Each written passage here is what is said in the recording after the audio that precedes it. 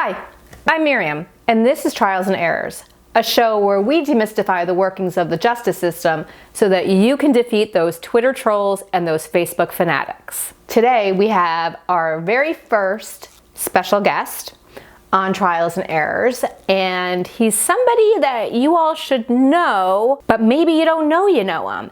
It's Ben Cohen, the Ben from Ben and Jerry's, is going to be on today to talk about qualified immunity. They have a new campaign out called the Campaign to End Qualified Immunity, and we're going to be talking about it. And I'm going to make ice cream.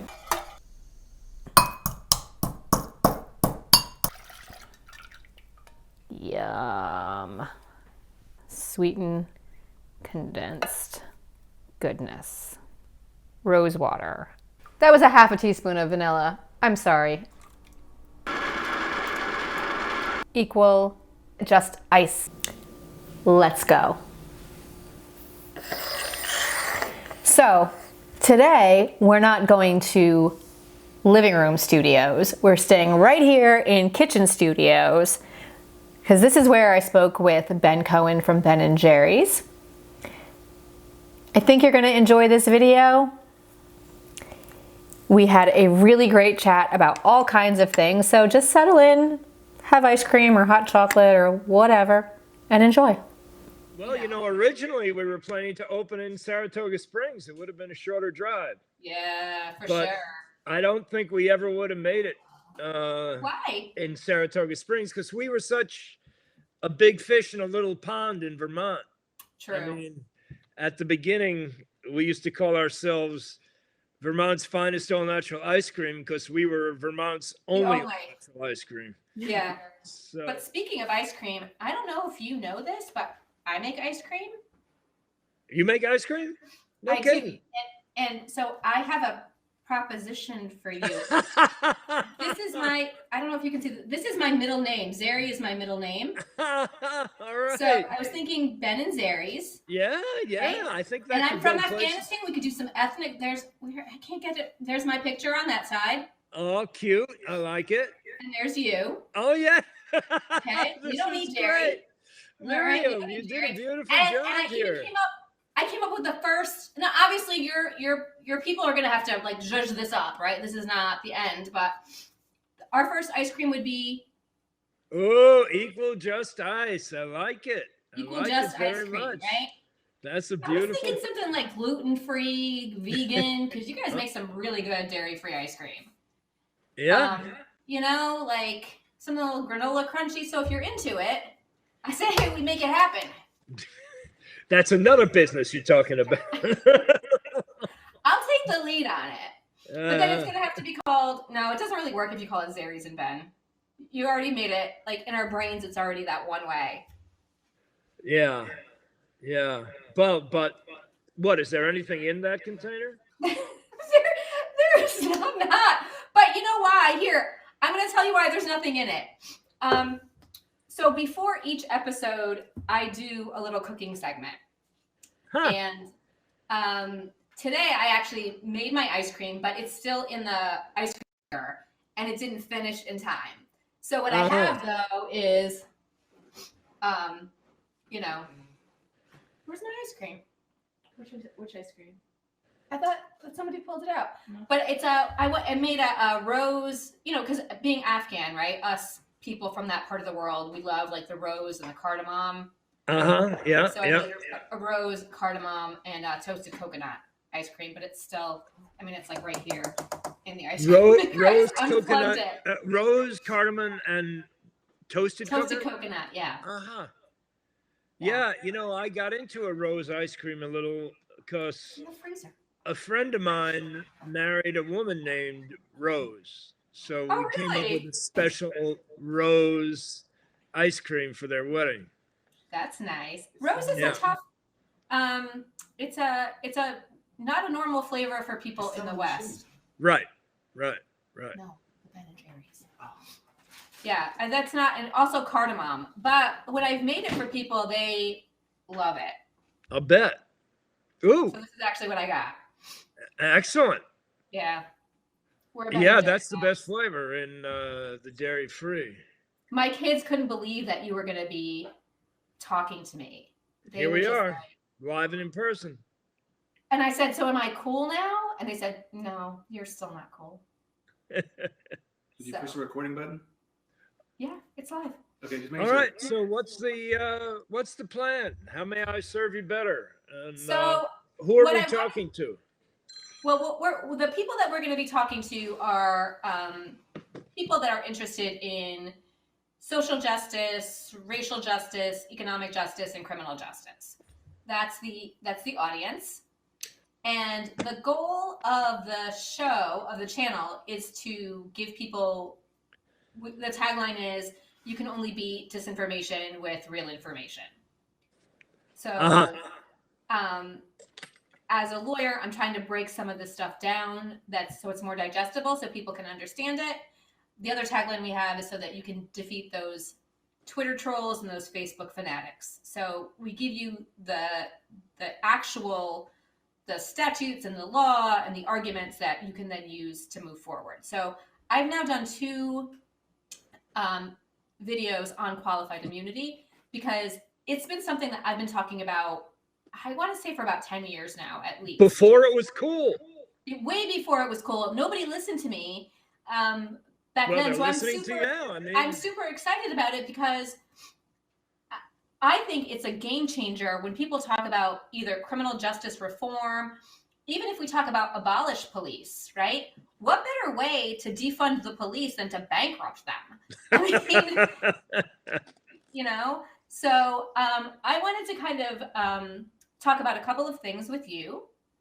One of the things that I was really interested in, and I have been for a really long time, is the fact that your brand, Ben and Jerry's, was so socially conscious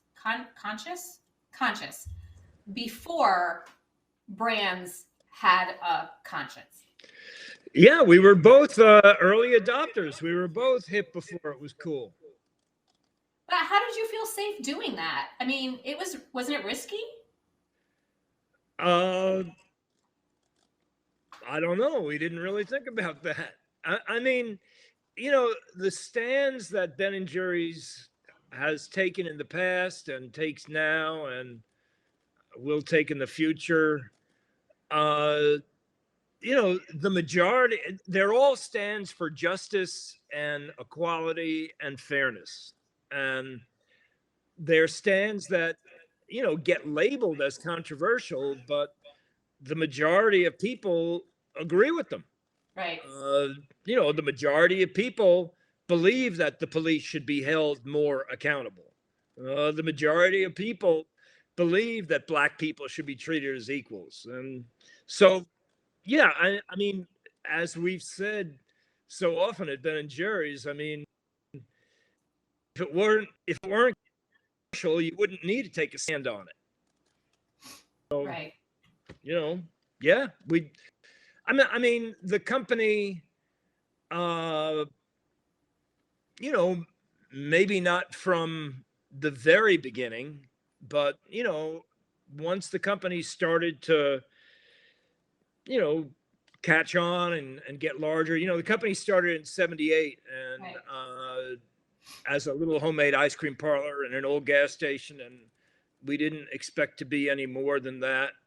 And what we knew was that we wanted to be community-based and that we didn't know what that meant. And we wanted to run a business in a way that regular, everyday people on the street would like to see a business run, because, you know, that's who we were and that's who we are, as regular, everyday people on the street. And, you know, we came to realize that, well, what happened was that the business started to develop a reputation, and you know,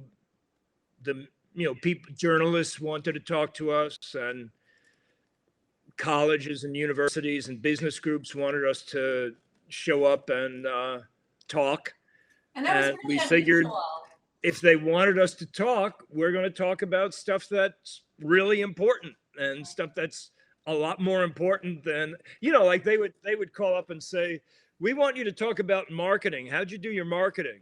And I had no interest in showing people how to market who didn't want to do it with a social conscience. So I just started talking about how business has a responsibility to give back to the community and to use its voice for justice. So do you think that, since then, other brands have tried to copy the Ben and Jerry sort of? Well, I think what happened was that forever businesses had been telling the public that it's not possible for a business to work to improve the quality of life in the community and make a profit at the same time. That we'll go out of business. So we can't do that. And the service that we're doing is we're providing jobs. And I totally don't agree with that. You could say that the service that workers are performing is providing labor for businesses. Right. So we started to take on that purpose as improving the quality of life in the community. And at the time when we started doing this was in the early 80s.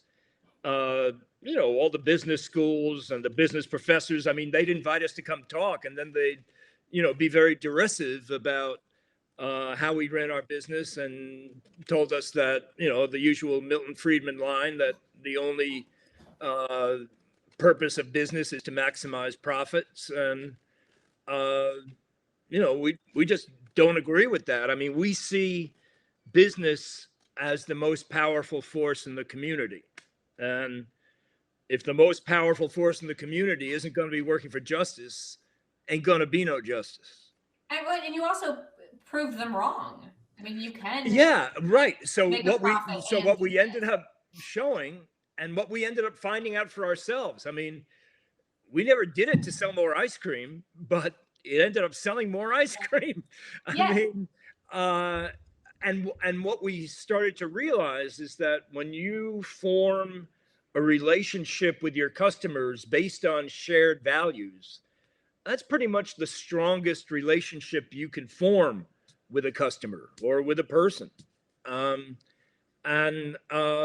it's been incredibly financially successful. Yeah, I mean, I mean, there's companies that aren't really doing much for the community.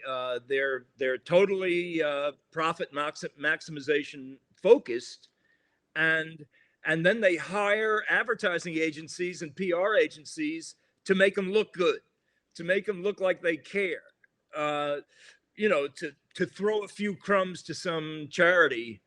And what we discovered was, if you really do things that help the community to solve particular problems, you don't need to hire a whole bunch of big advertising and PR agencies. That people just like you because of what you are, not because of some made up story. Right. You don't need it because you're living it. So whatever it is that you're doing, all you would have to do is write a press release about whatever outreach you were doing or whatever you were doing in the community, and that alone, you'd have a bunch of photographers out there already taking your picture and putting it in the paper or putting it in a magazine. Yeah, because a lot of times it was genuine news. Right. Exactly. A company is taking this social stand. A company has given their franchise to a nonprofit that's working for at-risk youth. A company is deliberately sourcing from a brownie maker located in inner city New York, whose purpose is to provide jobs for formerly unemployable people. That's news. Yeah, and you don't have to pay for it. And these professors would tell you that you were doing it wrong? mean, yeah. they're in the ivory tower anyway. They were definitely telling us we were doing it wrong. Yeah. Yeah. So one of the things that I didn't know was, and when I was doing a little bit of, background, my due diligence, was in 1988, you won the U.S. Small Business Persons of the Year. Hard to believe, from President Reagan. From President Reagan. Yeah. I mean, when they called us up and told us that, we said, his people must not have vetted us very well. How did that happen? But we got the award. We showed up at the Rose Garden. He said, wait a minute. Maybe it wasn't Reagan. Who the heck was it? No, it was Reagan. I looked at it today. All right. It was Reagan. Yeah, it was 1988. Ronald Reagan. So people, his people told us, all right, you're going to this ceremony in the Rose Garden. This is Reagan's show. Don't say anything. And so Reagan said the only words that he ever said to me, which is, which one is Jerry? And, stepped up, shook his hand, and got our little plaque. And you wore a waiter's jacket. Yes, it was an Italian waiter's jacket. It was the cheapest kind of sports jacket looking thing that I could find. I got it from Banana Republic. And then, after it, there was some event where, they did let us talk, and I did speak out against the Pentagon budget. And I remember Al D'Amato got up after me and excoriated me for being an ungrateful little, whatever the hell he called me, for coming down on the government that had just given me this award. Would they give you a plaque?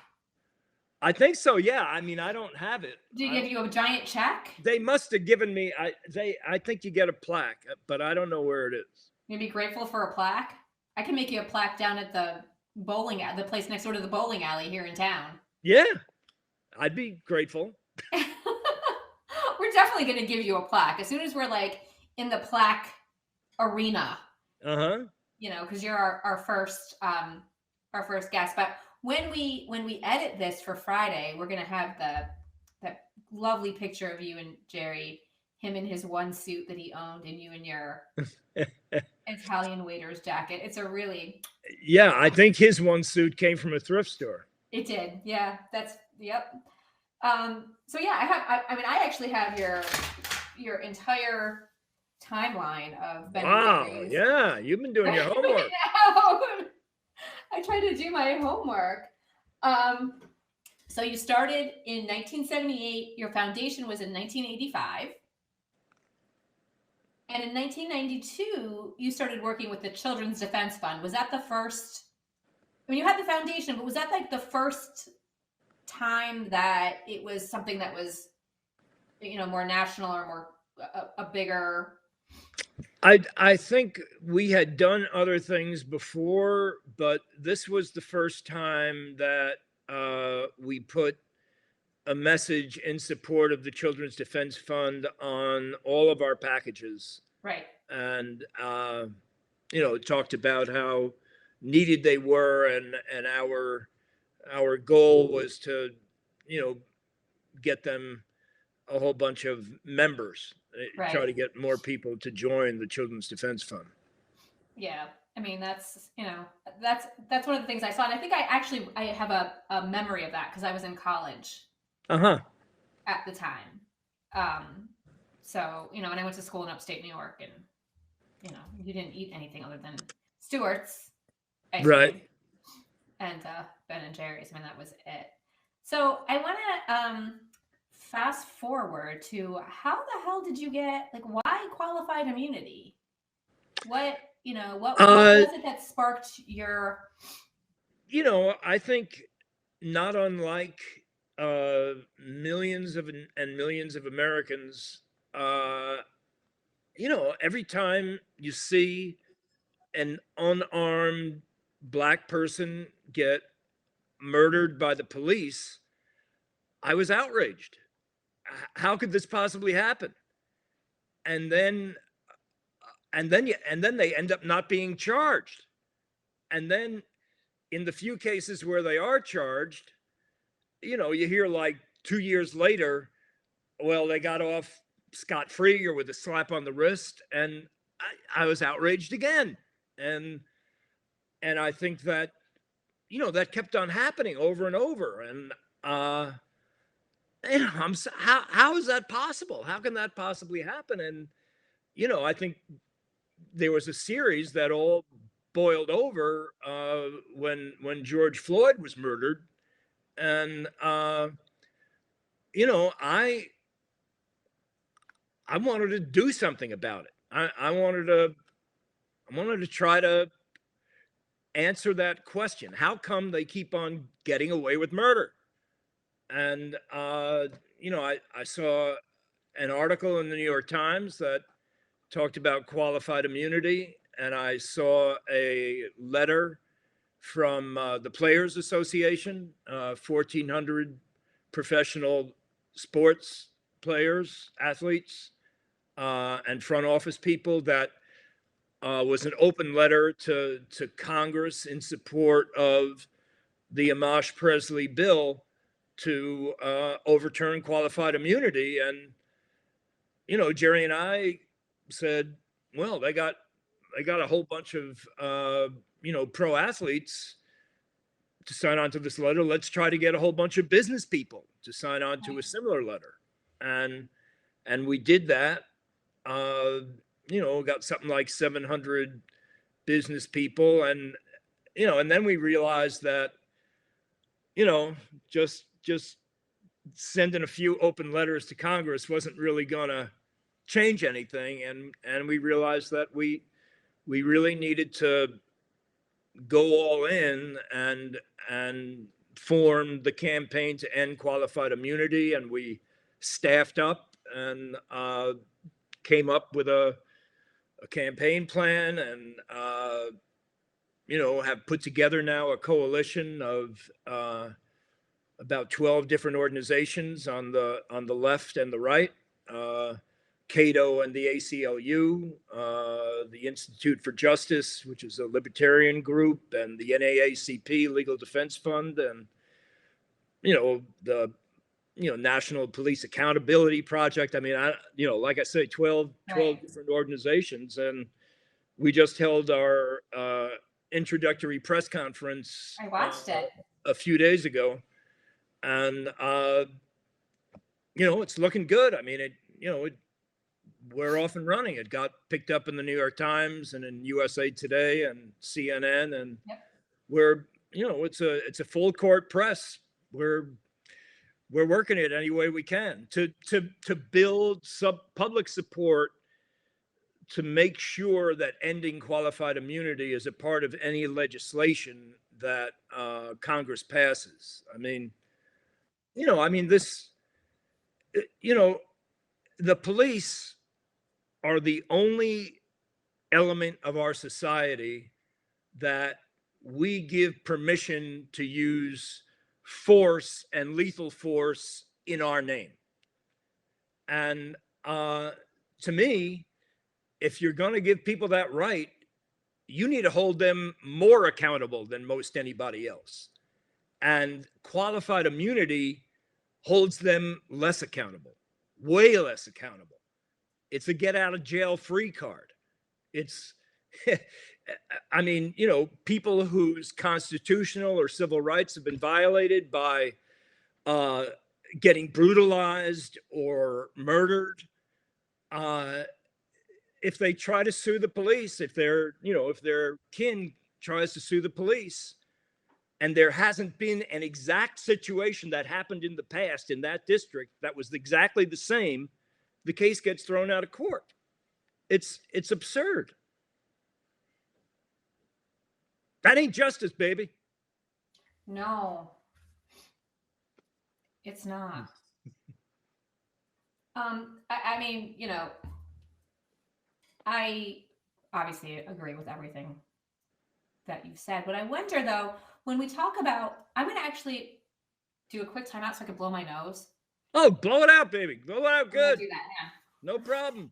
Thank you for going. He is laughing at me. I'm like, I gotta blow my nose. Yeah, that's good. Yeah. Okay. All right. Let's take it from this house. My tissue box is empty. It's a good thing. That we cannot have that in this house. No empty tissue boxes.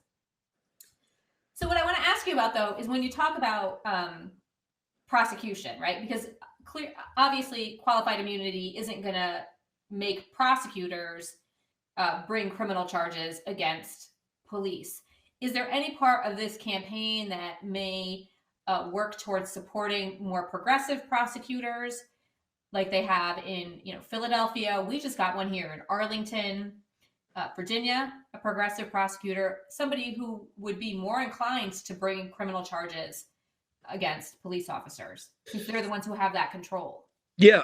Well, what I have finally got through my skull since we started this campaign is that there's civil law and there's criminal law. And criminal law, I don't know, what is a crime against a law? I don't know. It's civil law, crime against the people, right? That's why we always bring it against the people. It's always the people of the state of, or if it's federal, it's the United States of America against. Yeah, so that's brought in our name. Well, civil law is when you personally have had your rights violated by a particular person and you sue that particular person. And qualified immunity is part of civil law.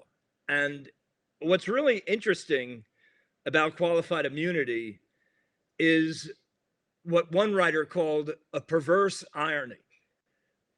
Qualified immunity is based on a law that was passed in the 1870s after the Civil War. And the problem that was going on was that members of the police were still members of the Ku Klux Klan. And so they would be brutalizing and abusing Black people.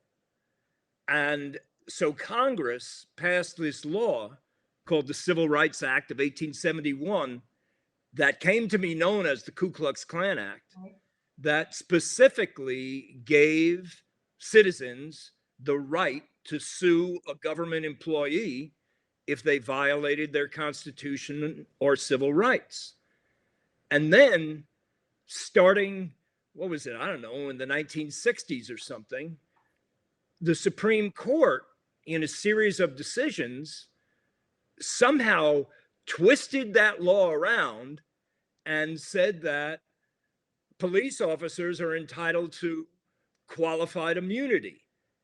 And their definition of that is that you cannot sue a police officer if he violated your constitutional or civil rights unless there was a prior police officer who violated somebody else's rights in exactly the same way and was convicted, and it went up through all the appeals.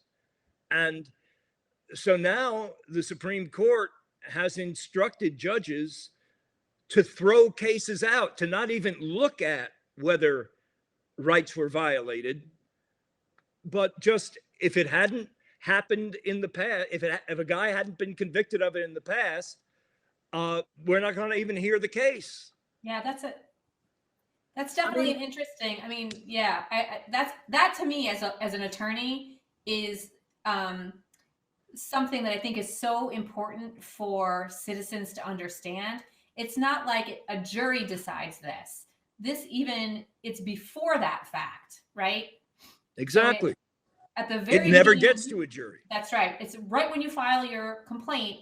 And the other thing that's really crazy about qualified immunity, again, from a legal perspective, which is something that I want people to understand, is that unlike other affirmative defenses like self-defense, where the defendant has to prove it, in qualified immunity, me, the aggrieved person, the person who was hurt by the police, I have to prove that they don't get qualified immunity. So the default is qualified immunity unless I prove they don't have it. I mean, that's just batshit. Yeah, and on top of that, in a lot of these cases, the police brutalize someone, and then they come up with some story that the person assaulted the police. Right. Uh, yeah.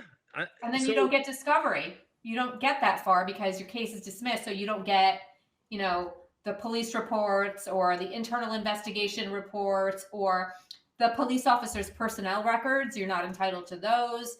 So you get nothing and your case gets dismissed and you never get to get heard. I mean, this is the real injustice, not the, you know, Sidney Powell, Lynn Wood. We never got a chance to prove our big lie in court thing for the election. I mean, this is really a travesty. yeah, I mean, you know, people who, you know, like the police, the fraternal orders of police, you know, I mean, they'll say, well, you know, we're in a real dangerous job. We need to make split-second decisions. This isn't about that. None of the cases that I've seen are about split-second decisions. These are, you know, a guy was driving by on a bicycle, and in a case of mistaken identity, the police shot and killed him. I mean, in another case, there was a guy who had robbed the place. He had surrendered.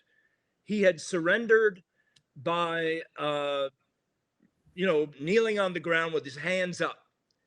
And the police sicked their attack dog on him, sending him to the hospital. And so, you know, one of these agencies that, you know, Cato or the IGC, they took the case on, they took it to court because they knew that there was a prior case in that district Right. where another police officer had sicked their dog on a person who had surrendered and gotten convicted for it. And so they had the prior instance, and the judge threw out the new situation because he said, well, the last guy surrendered by lying down and your guy was kneeling with his hands up. And so the police is entitled to qualified immunity.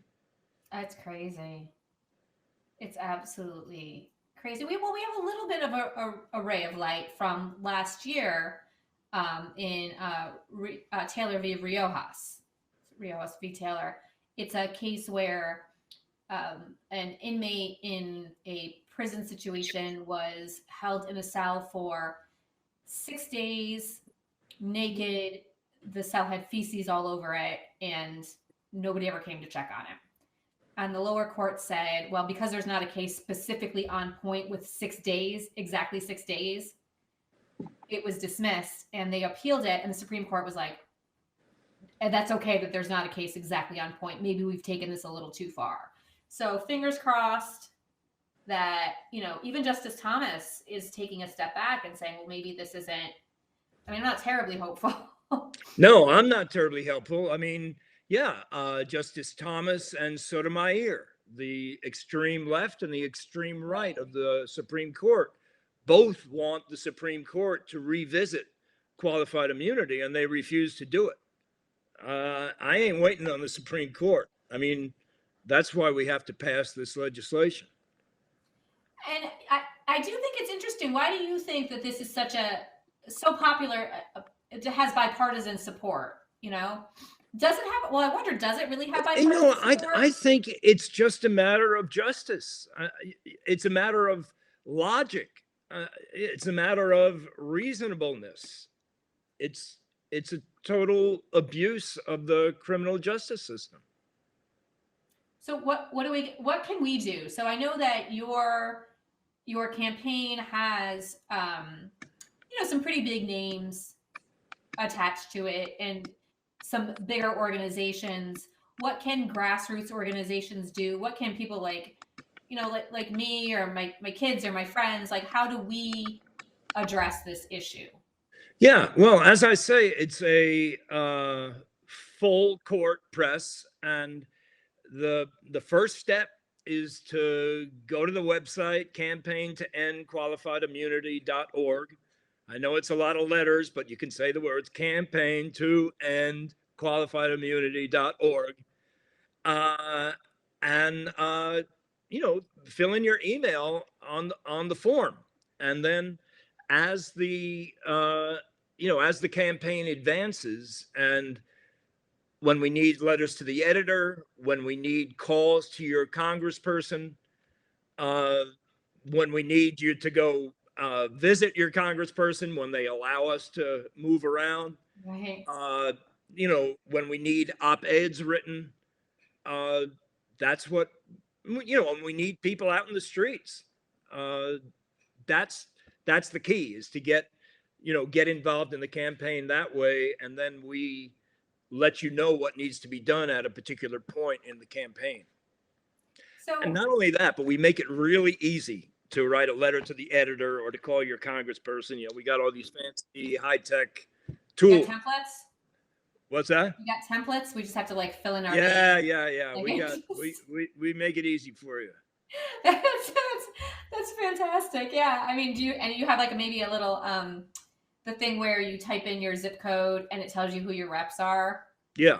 With their phone number? Yeah. That's key, man. That's an awesome function. Yeah. You attach that, and that'll do a world of good, because people, I mean, even though we spend most of our time online, looking stuff up is really hard for people. Well, I mean, that's the problem. I mean, in terms of, we ain't gonna solve this problem just by clicking. Right. We're gonna have to go the next step further and actually dial some digits on our cell phones, and send a letter to the editor, write an op-ed. Yeah. But we'll place it. We'll help you place the op-ed. That's fantastic. I mean, yeah. I mean, it's hard for just people to get an op-ed in a publication. They want names. So if it's attached to a campaign headed by people who are names, it's a lot. You've got the power of the organization behind you. Our name is your name. That's fair. Okay, I'll take it. Yeah. Ben and Jerry's. But here's a question I want to ask you, right? Because we are in Black History Month. But I'm talking to a white guy about qualified immunity, and we know that police were basically invented to police Black people, and we know that. So what are white people supposed to do? Like, what is a white person's role? Well, the interesting thing about the police is that all the police are local. All the police departments are local police departments. They are controlled by your local town, your local city, your local municipality, your local village. And people need to start looking at the contracts that the police have. I mean, in some jurisdictions, if a police officer is accused of a crime, that between 10 and 30 days to kind of make up their story before they can even be questioned. I mean, that's in comparison to, when the police question people, it's right immediately, and it is for hours on end. So, I mean, there's use of force laws, regulations that cities and counties can put in place. States can eliminate qualified immunity on their own, like the state of Colorado has. So, I mean, this is an area where a local person can really have a big effect on their local police department. And, for a local police department, you don't have to be a big name, if you're trying to reform your police department in a local community. You just need 5 or 10 people with you, and that's a major force at a city council meeting. Yeah, I mean, do you believe that getting rid of qualified immunity would help address systemic racism? it's kind of a basis. I mean, I think without it, you can't really get very far, but it's certainly not the only thing that needs to be done. I mean, qualified immunity is really the idea of accountability. And, as a business person, we know that if you don't have accountability, you don't have a business. Things don't work unless you hold people accountable for the job that they're responsible for doing. And police, who we give the privilege to use deadly force to, need to be held accountable.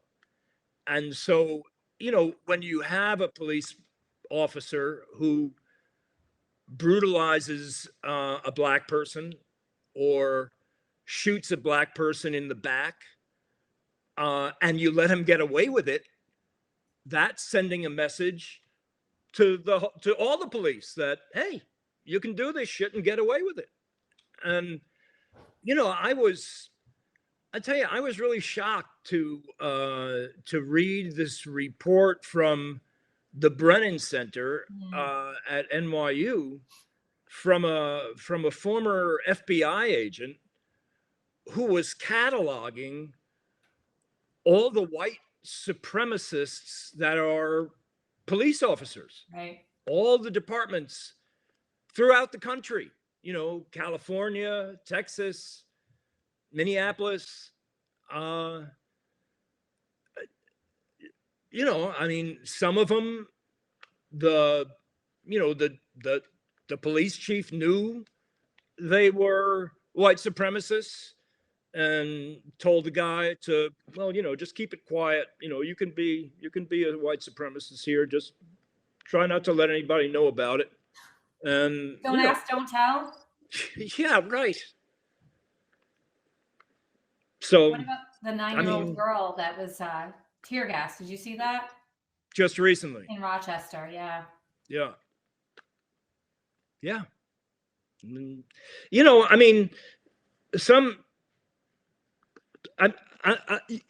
there's also this thing called warrior training. Military professionals have consulting businesses where they go into police departments and they teach them how to be warriors. I mean, that is not exactly protect and serve. So, these guys are, they're our public servants. We need to take responsibility for them. Do you know Radley Balco? No. Okay. He wrote a book. It's called Rise of the Warrior Cop. Huh. And he used to write for Reason. He writes for the Washington Post now. And he's done an amazing series of investigative articles on the militarization of the police, a lot on no-knock warrants and, just police brutalizing people. But I'm really excited about this, and I'm excited to have our audience participate. Qualified immunity is a huge issue, like I said, for me as an attorney. See, I think that,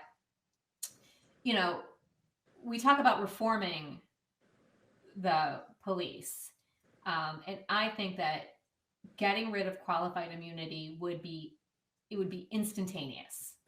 Like, I think it's the magic bullet for police reform. Yeah. And I agree with you. It's because of accountability. If they don't have to face any consequences, unfortunately, the kind of people that they attract to become police officers, maybe initially they have like the best of intentions, but after a while they get that, what is it? It's like Stockholm syndrome, where they become like their captors. Mm-hmm. And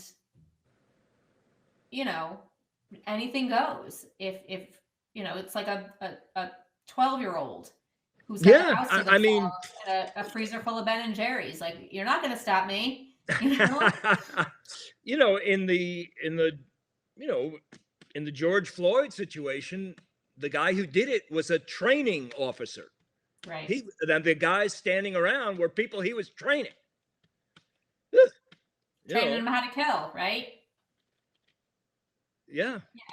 Yeah, and I think qualified immunity, and I know that there was, and I'm sure you're aware that there was the George Floyd bill that came out, right, last that year had as qualified well. immunity in it, that had qualified immunity in it. I have to be honest, I'm a much bigger fan of Congresswoman Presley and Justin Amash's bill because it only deals with qualified immunity and it doesn't kind of get lost in all the other stuff. I mean, my fear was that in the omnibus bill, qualified immunity would end up getting traded away, right, when it got to the Senate, and right. and that's why we are focused on this campaign to end qualified immunity. Right. I mean, that's exactly what Justice Sotomayor said. Qualified immunity is licensed to shoot first and think later. You know, people that are in the military are trained to kill without compunction.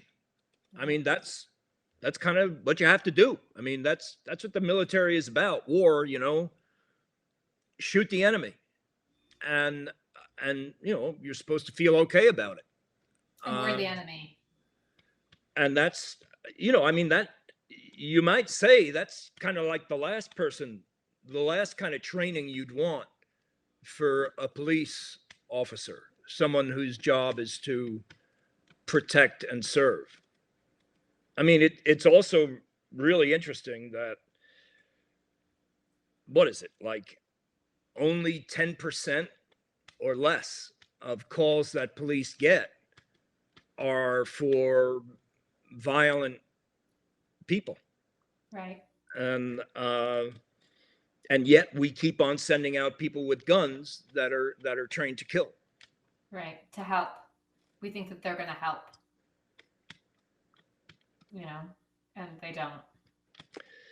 Yeah, but we are about solving the problem. That's right. Not bemoaning the situation. We are about doing something about it. And the way to start is just to go to the website, put your email in. Then you're part of the solution. I'm going to do it. Yeah. I'm going to do it. You know, I'm excited that this is happening. It's a really big deal. And it's honestly, it's about time. And, right. That would be great. Yeah. And we'll be there for that. I mean, we're looking to have another press conference to introduce the bill, because that'll be another step in the right direction. Absolutely. It's needed. It's about time. Thank you so much. Yeah. Great talking with you. No, my final words are just campaign to end qualified immunity.org. When you're confronted with situations of injustice, you can either ignore it, you can complain about it, or you can do something about it. So come on along on the joyful journey for justice and do something about it. Have some ice cream while you're at it.